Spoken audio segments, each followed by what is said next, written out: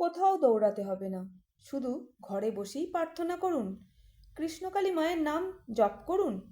আপনার মনের বাসনা পূর্ণ হবেই, আপনার জীবনে আশার আলো জেগে উঠবে।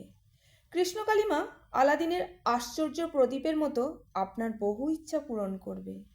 নির্দিষ্ট সময়ে আপনার চাহিদাগুলো বাস্তবে পরিণত হবে।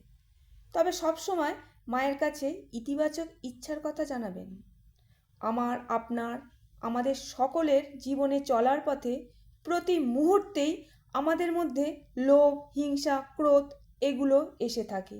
তাই এই সব কিছুকে দূর করতে হবে আমাদের মন থেকে, অর্থাৎ নেতিবাচক ইচ্ছা অন্তর থেকে সরিয়ে ফেলতে হবে। তবে ইতিবাচক ভাবনাকে সঙ্গী করতে হবে আমাদের মনের মধ্যে। দেখবেন অদ্ভুতভাবেই আমাদের সকলের ইচ্ছা পূরণ হতে চলেছে।